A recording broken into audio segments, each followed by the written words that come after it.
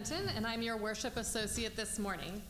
Please rise, embody your spirit, and join us in singing hymn number 399 in your gray hymnal, Vine and Fig Tree.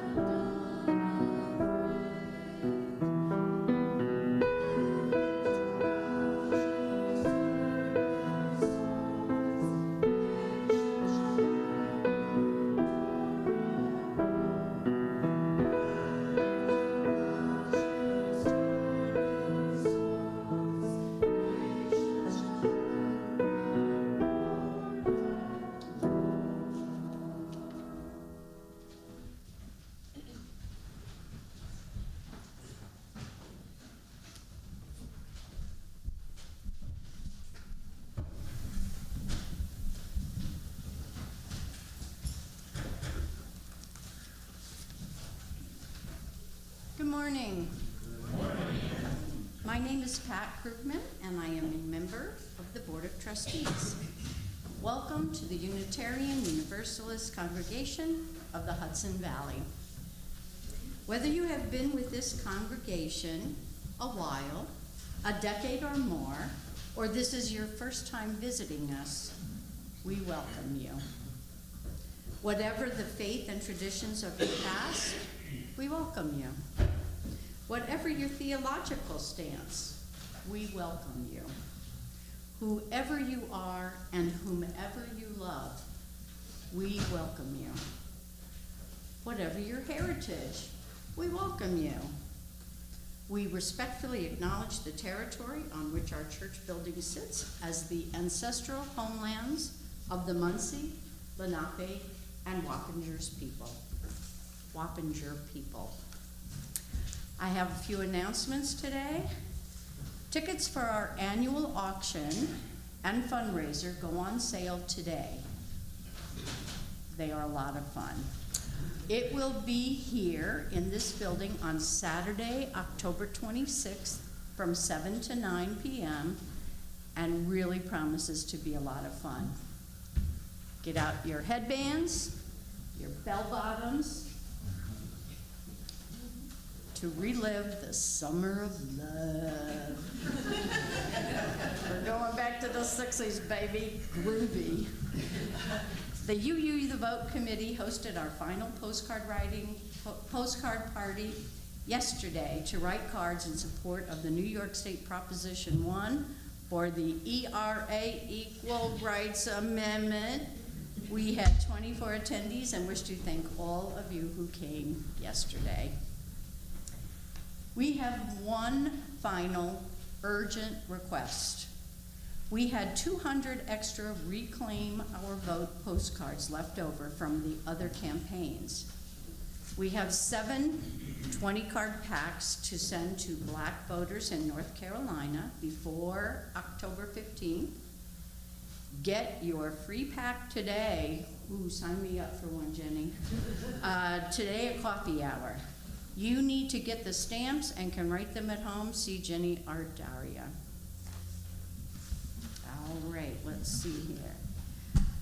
For the most up-to-date information on these topics and others, please refer to our weekly e-newsletter and check our website frequently. And please join us for conversation after the service.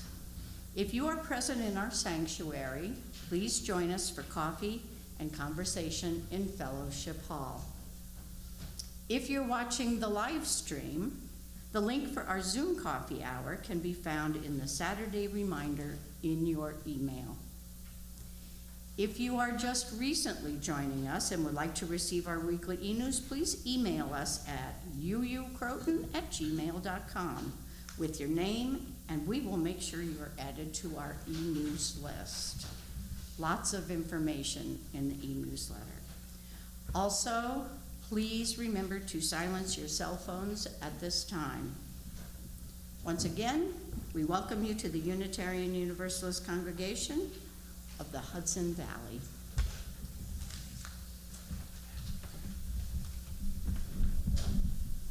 Good morning. My name is Reverend Daniel Lawlor. My pronouns are he, him, and it is a gift and an honor to be with you today as we gather in our sanctuary. We come from many spaces and places, and this morning we are in this one sanctuary surrounded by the light of one sun. And before we get started, I want to lift up the wisdom of our youth, because today's sermon topic comes from a very wise person named Maggie Fenton.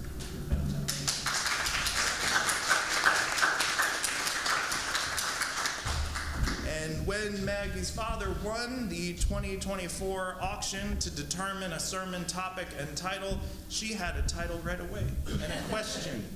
And that question was, what does our tradition believe about the devil and angels, good and evil? And the topic title that she offered is that the devil is like a lollipop and angels are like broccoli. Today, we are going to explore, what does this mean? How does this connect to questions in our tradition?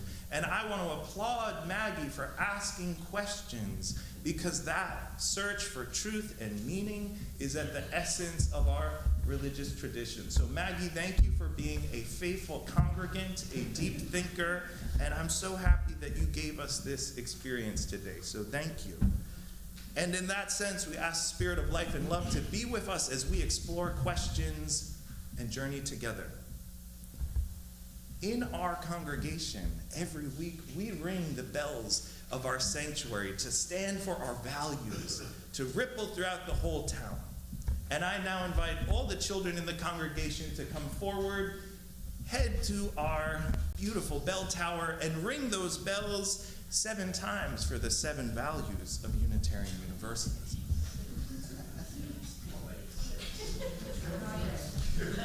It's a good question. We'll talk about that.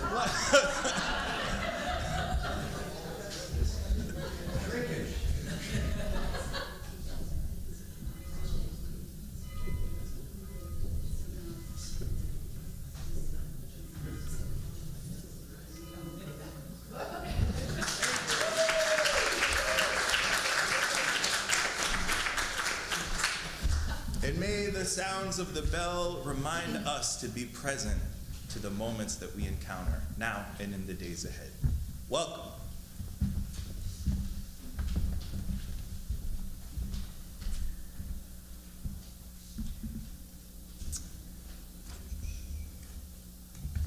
Today's chalice lighting is from Patrick Murfin.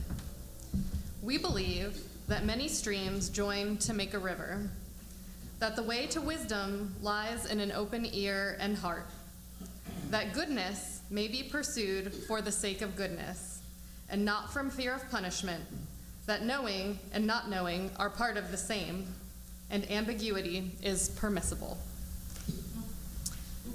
Now please join me in our unison affirmation. The words are in your order of service. Inspired by love, our mission is to seek our true nature, connect deeply and openly, and act for justice. Now please rise and embody your spirit and join us in singing hymn number 1031, Filled with Loving Kindness, in your teal hymnal.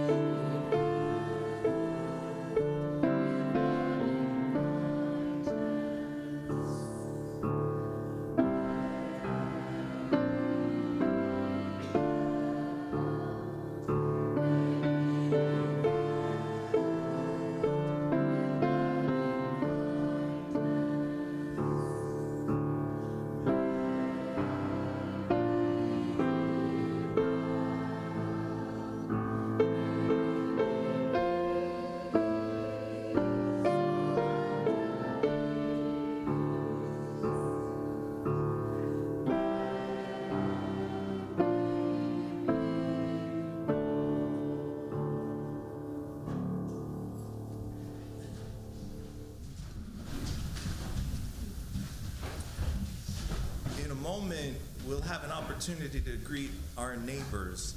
But first, I wanted to talk a little bit about Maggie's question before religious exploration starts. And when Maggie asked this brilliant question, what does our tradition say about the devil? What does our tradition say about angels? What does our tradition say about good and evil? I was like, this is one of the best, deepest questions that a person can ask. Because you're looking at what are the sources. I decided I was going to ask some of my minister friends to see what does our tradition say about the devil and angels. And different people said different things. One person said the most important thing you need to say is that make sure people know love is what our tradition is about. Love is what our tradition is about. Don't be scared. Don't be scared of stories of the devil. Love is what life is about and what we have hope in. Another person said, make sure you say our tradition's about freedom of interpretation. Everyone in the pew might think a different thing about angels, heaven, all these things. That's everyone's right to decide and interpret on themselves. So you have the freedom to think about this. Another person said, make sure you talk about different religious traditions because different groups have different questions and perspectives to offer. So even just hearing this, you can see the range of perspectives from different voices.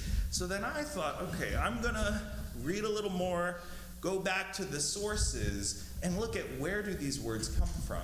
Where do these words come from in Jewish scripture? And what might they mean in the original translations? And in the sermon, we're going to talk more about one of the origin stories. But I found in my discernment and study, angel, the word angel in English comes from ancient words that were translated as angel, but actually mean messenger. And devil, and even the word Satan, come from words that meant adversary and obstacle. So, translated into English, they carried a tone that was heard differently in the ancient world when these stories were expressed. In the sermon, we're going to spend time with a really heavy story from the Jewish tradition, the book of Job, but that's where the word Satan first appears in Scripture. So, you heard from the different ministers, freedom, love, variety of perspectives. And we hear, looking at those vocab words, if you're asking about the devil and angels, you're asking about obstacles and messengers. And if we think about what Maggie offered as the title, and Maggie did some of her own theology, her own spiritual thinking about this, the devil is like a lollipop.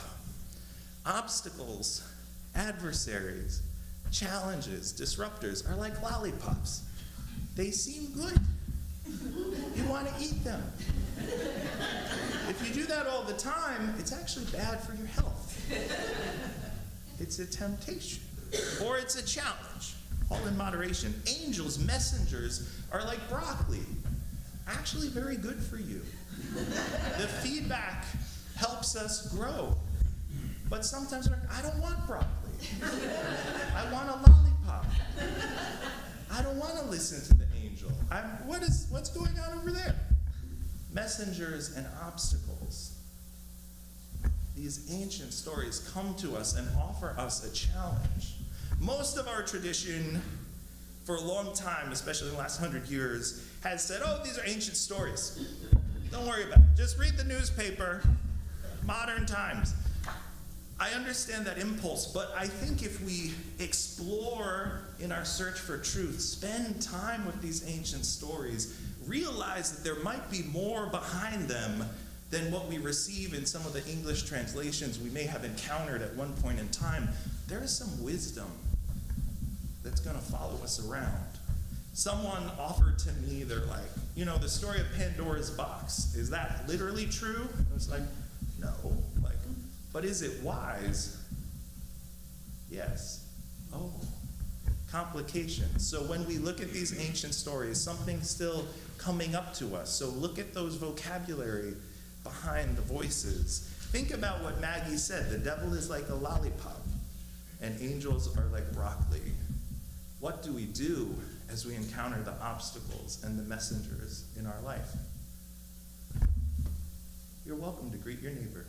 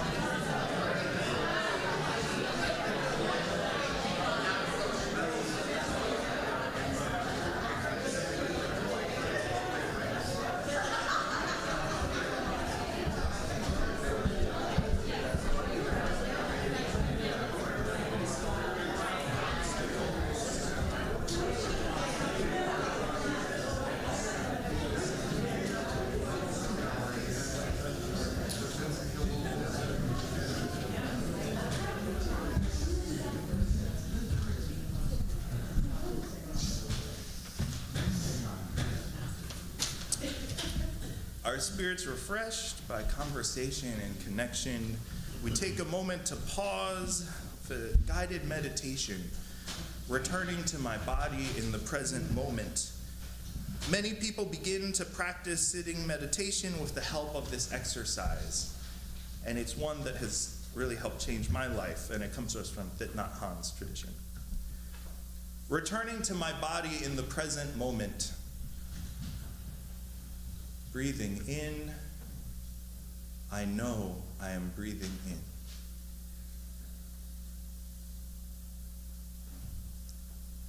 Breathing out, I know I am breathing out.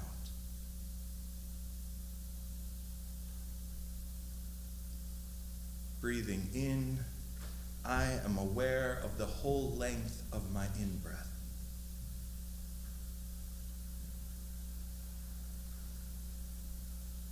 Breathing out, I am aware of the whole length of my out-breath.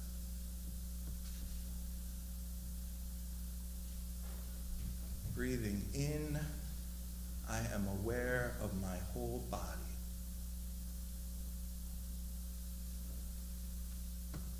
Breathing out, I relax my body.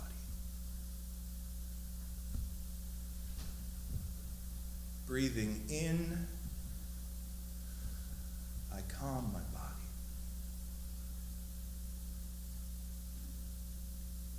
Breathing out, I smile.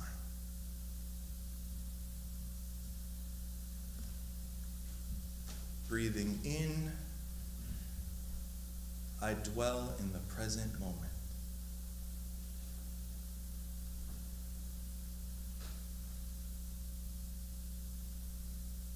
Breathing out, it is a wonderful moment.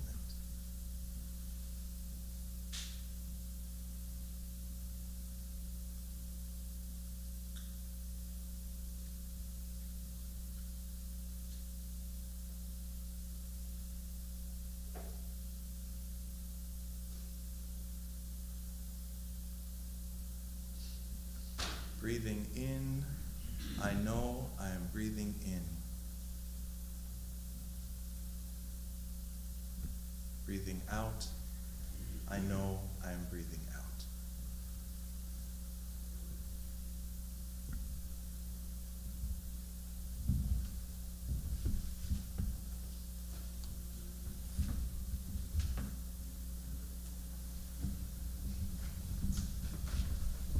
A nice surprise addition to the program. The choir will sing for you Colors of the Wind from the Pocahontas movie by Alan Menken and Stephen Schwartz.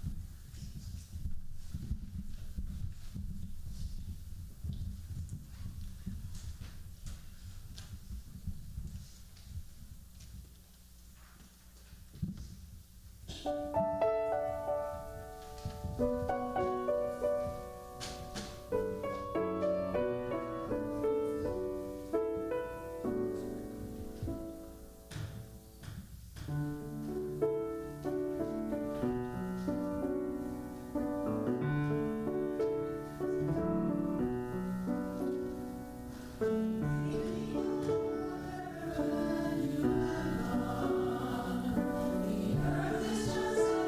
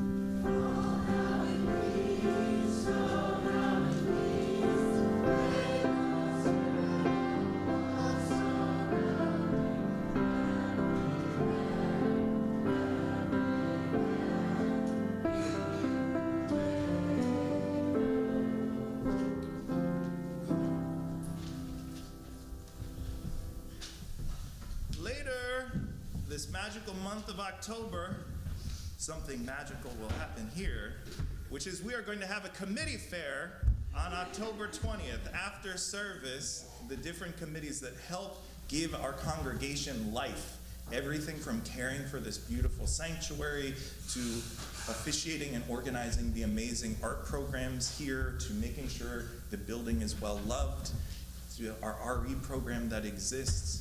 We'll have a fair where you can learn more about these different committees. If you're curious, maybe sign up to get on their listserv and find ways to get involved and volunteer. And one person who's going to make a special announcement about a very special committee today is our Vice President, Nora Mulligan.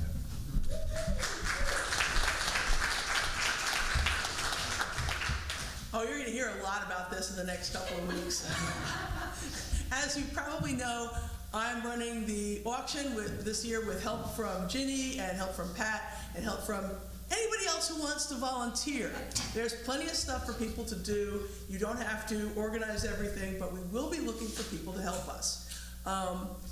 As you know, the auction is our biggest fundraiser. It is also a tremendous amount of fun. Together with the Arts Committee, we have chosen our theme, which is the Summer of Love.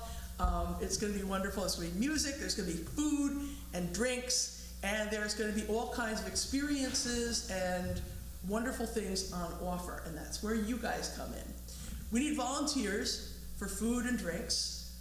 Ginny will have a sign-up sheet today. We need people to buy tickets. That's another way that we raise money. Tickets cost $35 a head. I will be taking names for tickets today for the next 3 weeks at the coffee hour. Come and see me.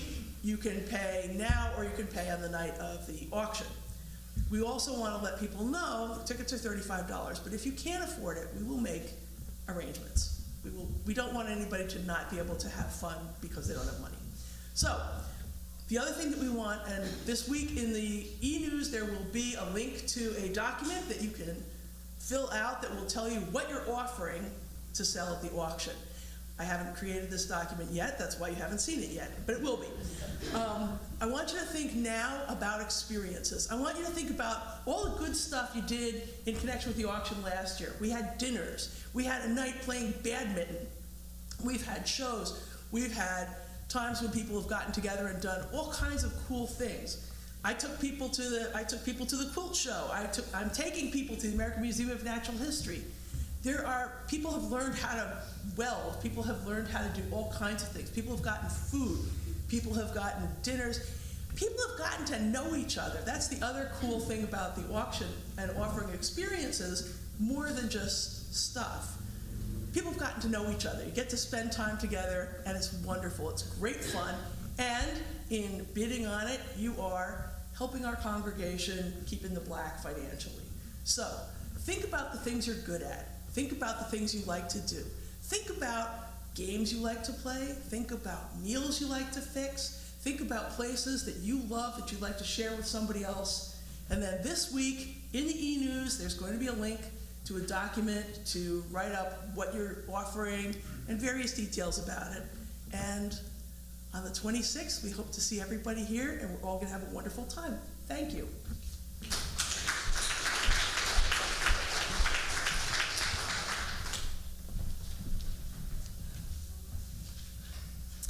As Unitarian Universalists, we draw upon and are inspired by sacred and secular understandings to seek wisdom and practice compassion. Our reading today is from Reverend Orlando Brugnola of blessed memory, writes of a special conversation between a minister and a mayor. So the minister asked, "What would you do now if you could do it over?" "I'm not sure," the mayor said. "I'm kind of afraid, though I don't know what I'm afraid of." "Okay," said the minister. "Unfamiliar things can be pretty unsettling, and many people get afraid. But is there really something to be afraid of?" And the mayor thought, and couldn't come up with a real reason to be afraid. And the minister thought, and she said, "New things are unsettling, and most of us are reluctant to jump in and say, 'Oh, this is cool.' But it can be really useful to look at things in a new way. We learn new things, and we can have a lot of fun in the process." "But," said the mayor, "it's not easy after all. How do we know we will like how the story ends? And the minister said, with all the gentleness in the world, well, that's not really, really that's in our hands.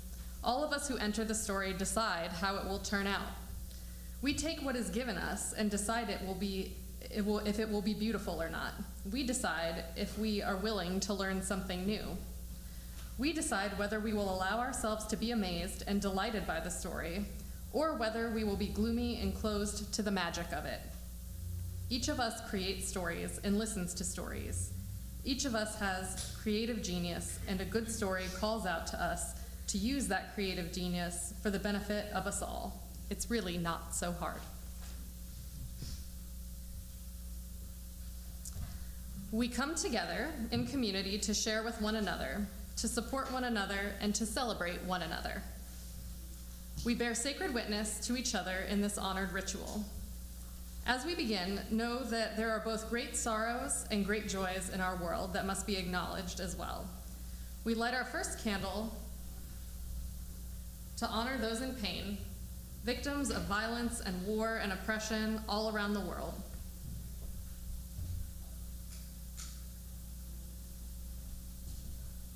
We light a second candle because we understand that amidst all of that pain, there is also celebration and joy in our world. And we honor that joy and sorrow are woven together.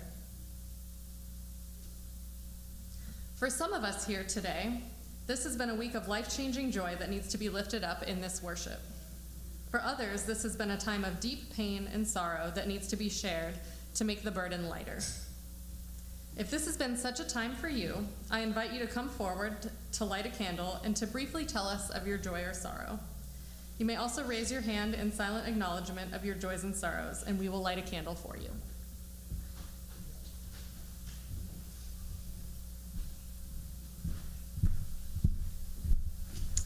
Hi, I'm Tina. I have a joy and a sorrow. The joy is I saw the show here for Better on Friday night, and if you haven't gotten to see it, it's coming this afternoon at 3. It's really funny, so looking for a laugh, I highly recommend. The sorrow is I've been in touch with Christine Clayton, who's right now out in California because her mother did pass earlier this week. She asked me to keep her and her mother in your thoughts.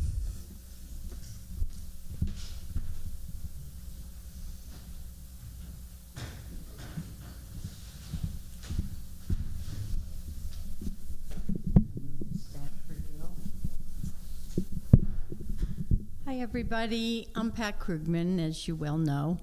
The last 2 months have been really challenging for me, and health-wise. I had a nuclear stress test yesterday, and I thought they were going to admit me to the hospital, but they didn't.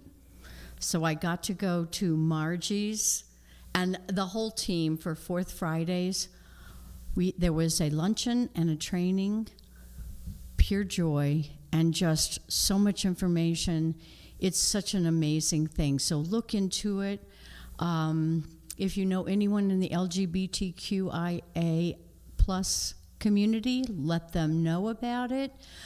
My new pronouns, not only she, her, I'm also they and them. You may call me by either. I will respond. I'm so happy to be here. I get my results tomorrow, but I'll already be camping.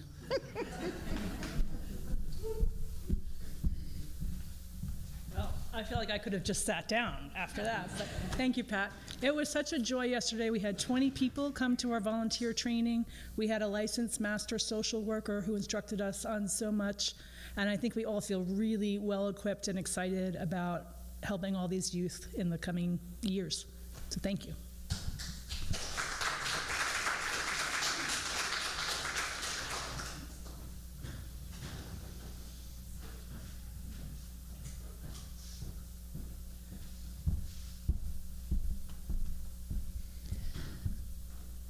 I just want us all to remember that tomorrow is the anniversary of the attacks and kidnapping in Israel and the beginning of, not the beginning of, but this sort of resurgence of much violence and loss of life and sorrow. Devastated. And they're devastated because of what's happening in Israel. They're also further devastated by how misunderstood and emotionally attacked and unsupported they feel by people who just don't understand. And it's a tricky issue because there's violence on all sides, right? But I just have to sort of stand here for my Jewish friends and say, if we can have open hearts towards all sides, and if I had Palestinian friends, which I just don't happen to have, I would be just as supportive and try to be just as understanding with them. But I didn't want to let this sad anniversary pass, and hopefully we can send our love, our prayers. I know we have been, but we better do it more to that part of the world.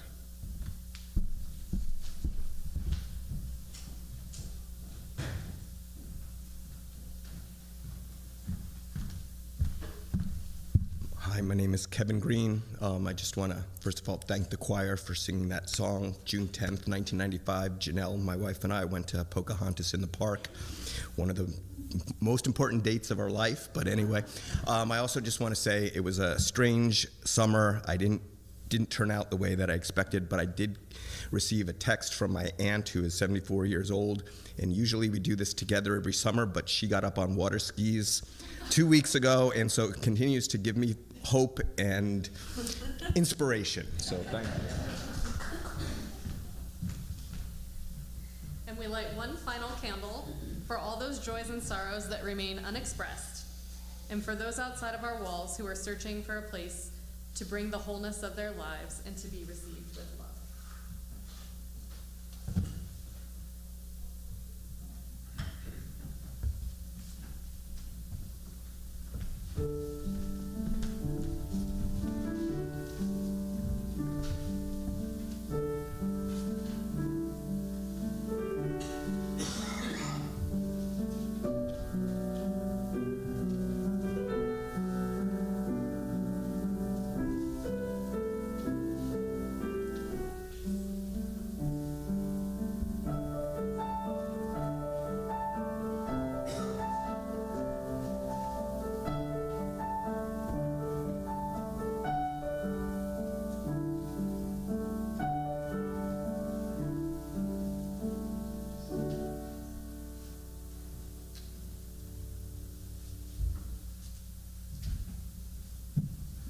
For our sermon, I just invite us into a moment of pause, meditation, prayer.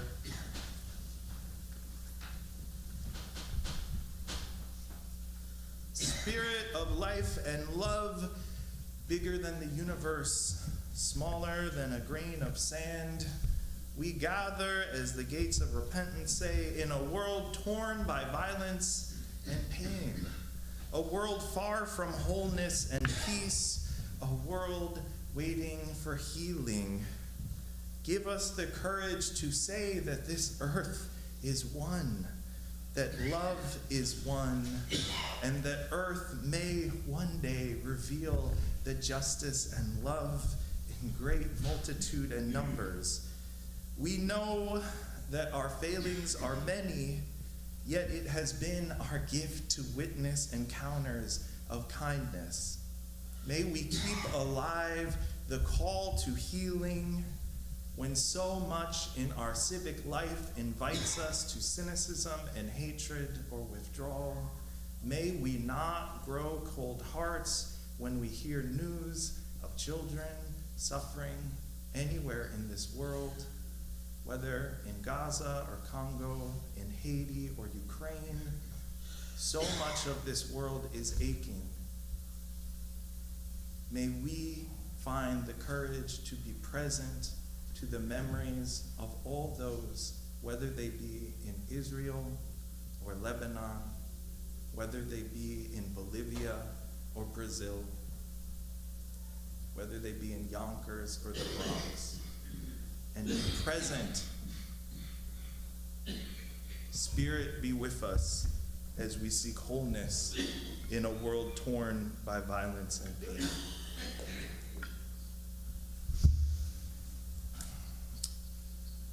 Reverend Orlando Brugnola, of blessed memory, is a former minister of this congregation. She served for many years at First Unitarian in Brooklyn and was an AIDS hospice chaplain. And I never had the pleasure and gift of meeting Reverend Orlando in life, but I keep encountering her words and people who've met her over the last 3 or 4 years in unexpected places. And it was magical, spiritual, holy, that when I was trying to discern how to preach on Maggie's question about good and evil, angels and the devil, I found this writing by Reverend Orlando, where she says we need to remember the stories. She says each of us creates stories and listens to stories. Each of us has creative genius, and a good story calls to us to use that creative genius for the benefit of us all. Maggie's question shook me because, on the one hand, what a simple and direct question. What does our tradition think about devil and the angels? And on the other hand, I'm like, that's a gigantic question. How can I talk about this without talking about God, without talking about 300 years of how we've debated and tried to understand our place? I got too much in the head. And then I thought about her analysis. The devil is like a lollipop, and angels are like broccoli. The devil is like a lollipop because of course, evil is attractive. If evil was not attractive, people would not do it. If obstacles did not prevent us from moving forward, they would not be obstacles. If adversaries didn't put questions or doubts that move us from our mission, they wouldn't be adversarial. And then angels, messengers, broccoli as a messenger. The ordinary is profound. Kindness is profound. Humility is profound. Being present to one another is profound. And it's so day to day that it can be dismissed. Just broccoli. There's nothing special. Yet I found in this question a gateway into wrestling with a very ancient story. And the book that came to me was the book of Job. When we talk about angels and demons, especially in our country right now, we're reminded of centuries of spooky stories, very relevant in the month of October, and scary Saturday night movie monsters. We might think about Dante's Inferno, or Milton's Paradise Lost, or books by Dan Brown. We can recall stories, perhaps half remembered, of a reading from John Milton when he talks about the fallen angels. Into the wasteful deep, the monstrous sight struck them with horror, but far worse urged them behind. Headlong themselves they threw down from the verge of heaven. Eternal wrath burnt after them to the bottomless pit. These stories are in our culture, but they're not necessarily in the ancient scripture that originated these cultural motives.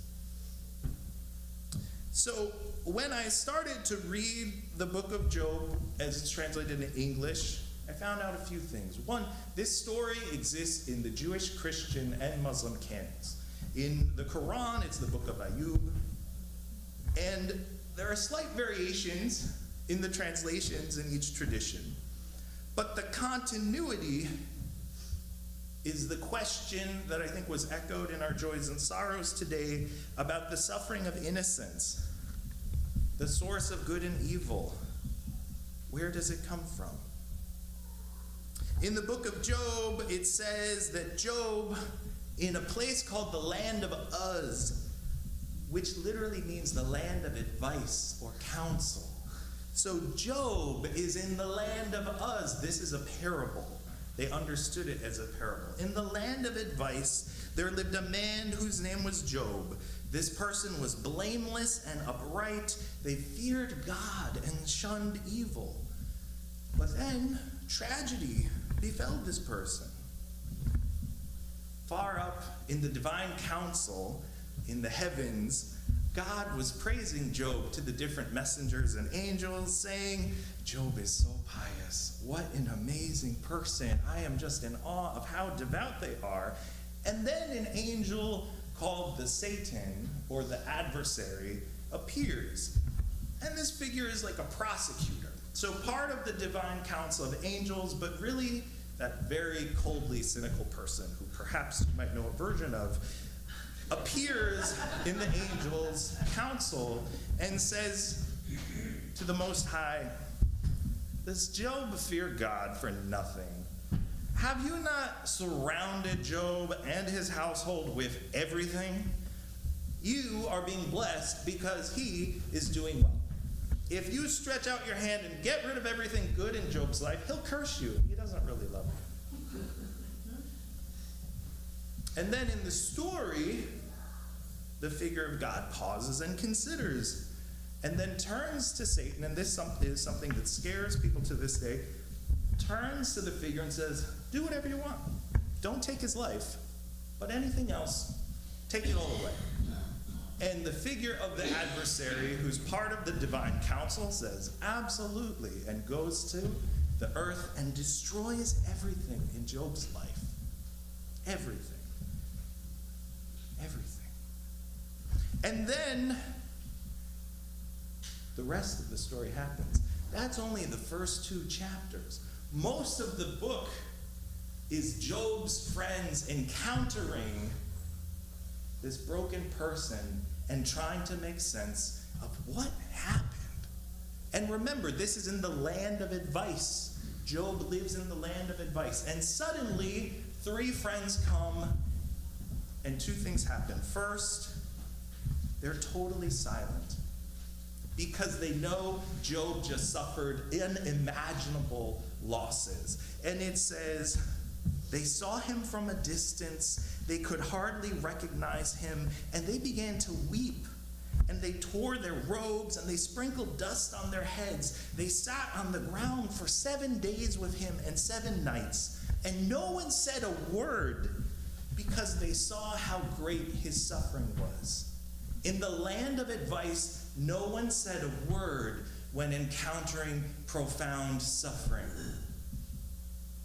For 7 days and 7 nights. That's an ancient teaching that to me still resonates, where sometimes it's just your presence and accompaniment in the face of harsh reality.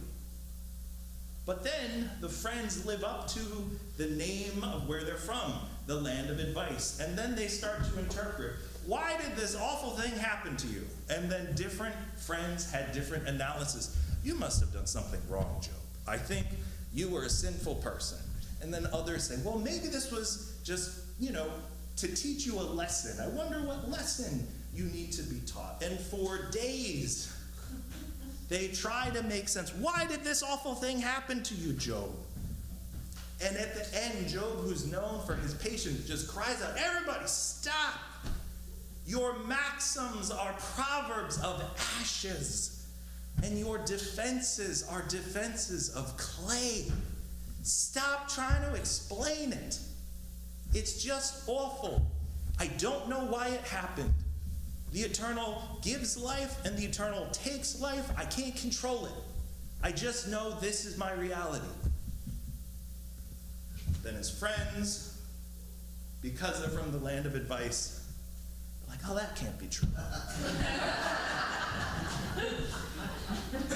But then a figure appears, and it's a little different in the Jewish version and in the Muslim version. But Job's wife appears. And in the Jewish tradition, and in the Christian tradition, but a little slanted, Job's wife says, Job, just curse God and die. Just curse God and die. Like, you are so pious, you're suffering so much, just denounce the Almighty, get the punishment that'll come from that, and you're not going to be in pain anymore. In the Christian analysis, usually they're like, Job's wife was tempted by Satan to say these awful things to him to make him feel, and I'm like, that's not what the story says.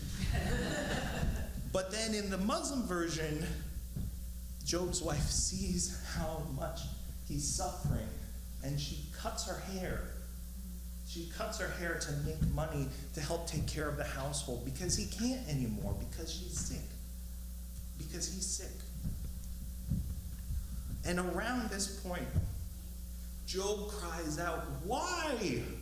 To God, and then denounces, like, you are the creator of the universe. Why is this happening? What did I do?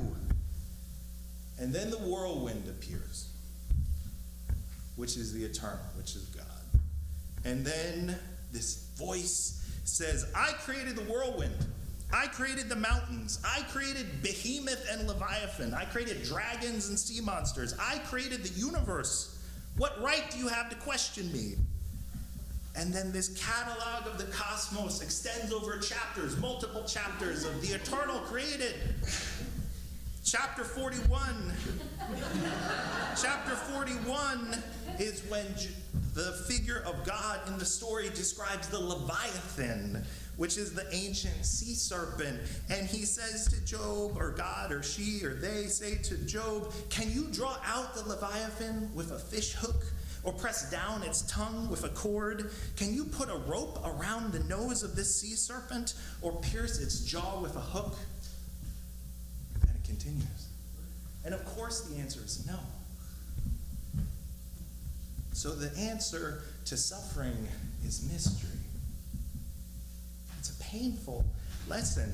It suggests, these ancient teachers are suggesting, the universe is vast. It's beautiful, it's gigantic, it's terrifying, it's complicated. It has sea serpents and stars. And we are small flowers that come and go. It's not a gentle story. But at the very last 2 chapters, and then different commentators are like, was this part of the original? But at the end, God repents. It's like, you did do nothing wrong. I'm going to restore everything to you. And your friends in the land of advice, you're all wrong. He didn't do anything wrong. I had a stupid bet with the member of the divine council, so I just caused problems. But it wasn't his fault. And I'm not going to punish you because Job is so good he prayed for you, even when he was suffering. Then his friends from the land of advice were like, and the book ends with, after this, Job lived for 140 years and saw his children and his children's children 4 generations. And Job died old and full of days. And we know, just as the people who shared this story know, for most people who experience painful loss, that incredible reparation does not happen in this life. And the authors knew that as well. It's a mysterious story.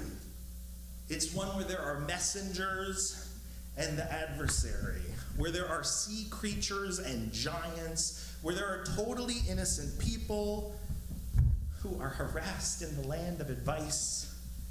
There is profound and unjust suffering. There is, to me, what I've heard other chaplains say is the most powerful part of the book, the silent accompaniment in moments of deep grief. When the people of the land of advice encounter suffering, the most important thing to do is just be present with it. And then you go off kilter when you start to explain, well, you know, it's because they didn't exercise, that's what happened. Or it's because they didn't pray. Or it's because, you know, he was mean to his sister 5 years ago, so the Spirit's just coming back to get him. That's not being present with suffering. That's trying to explain it away and dismiss it. And the God lifted up in this book, lifted up in all 3 traditions, the image of the divine, is complicated. It's a God vision of the eternal as life and death, destroyer and creator, uncontrollable and wholly other, the whirlwind. Judy Klissner situates Job in relationship to the holiday Rosh Hashanah, the celebration of the new year. And then she suggests that by design, the Jewish calendar offers a holiday whose recurring theme is God's otherness and grandeur. And at the new year, we are at a crisis moment where we stand before one another in the eternal, in total vulnerability, encountering a new year, quite simply begging for another year of life. We are all Job in the eye of a sublime and mysterious storm. Reverend Orlando knew the power of stories because throughout her ministry, she encountered profound and unwarranted suffering. She was with people in moments of death before the medicines, which have at least mitigated some of the harms of AIDS and HIV, were invented.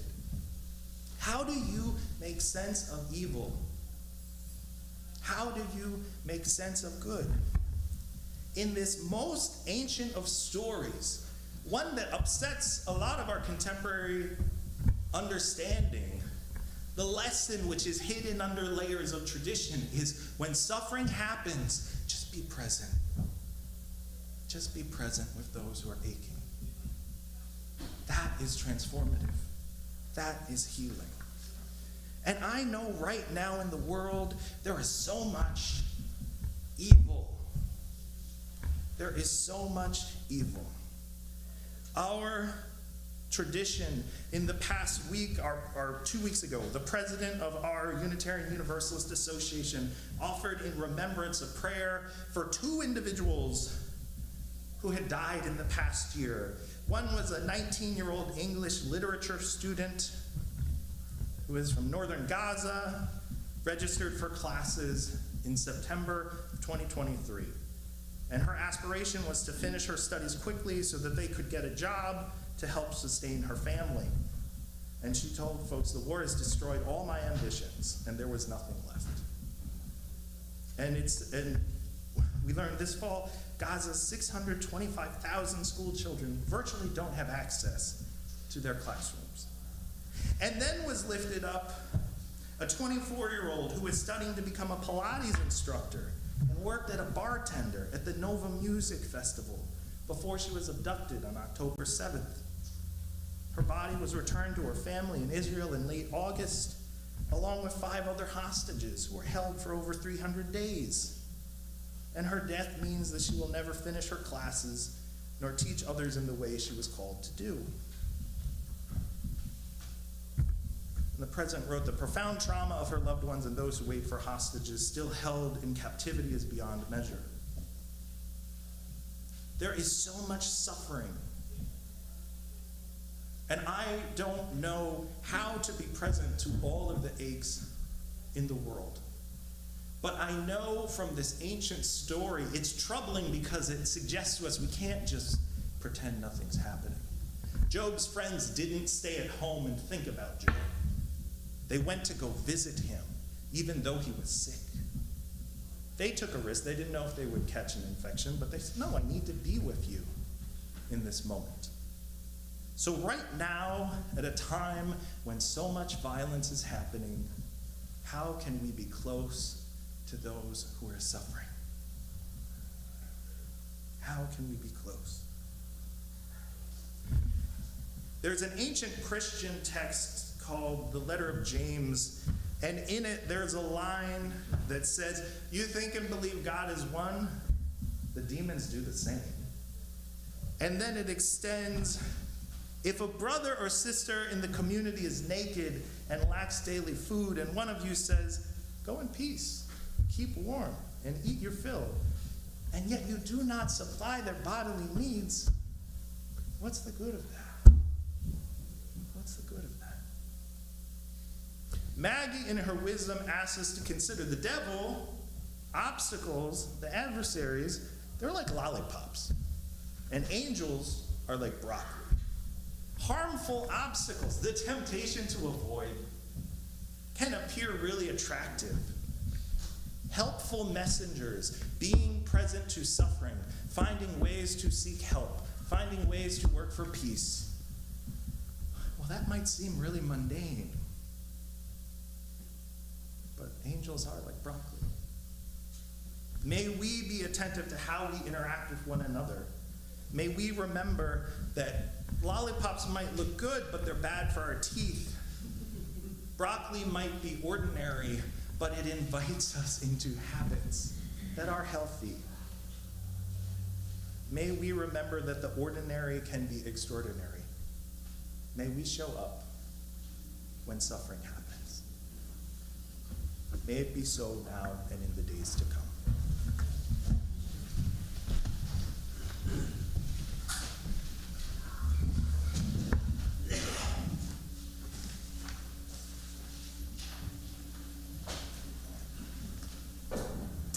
Each week, we make an offering from the bounty we are blessed to enjoy. We do this in the spirit of love and generosity, aware that those who have gone before in their turn gave generously. Our offering goes to support the work of love and justice undertaken by this community. This month's offering will be shared with Midnight Run. Midnight Run is a volunteer organization dedicated to finding common ground between the housed and the homeless. For more information, please visit their website, https://midnightrun.org. You can make your donation in several ways. If present in the sanctuary, you may give cash or check in the offering plate as it comes by. From your homes, you can make your donation via credit card or PayPal using the links provided in the e-newsletter or by visiting our website, uuchudsonvalley.org. Or if you prefer, you may always mail us a check. The offering will now be given and gratefully received.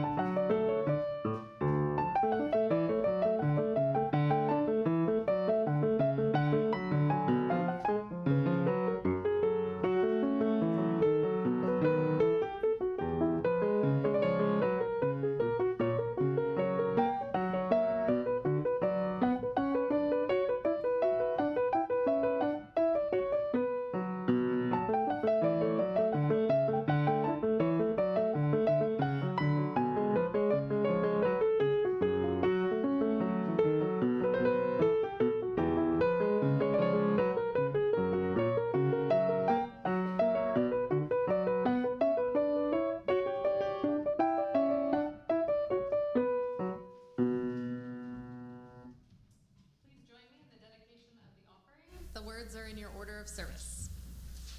May these gifts and the work of our hands and hearts give power to all we stand for as a community of faith.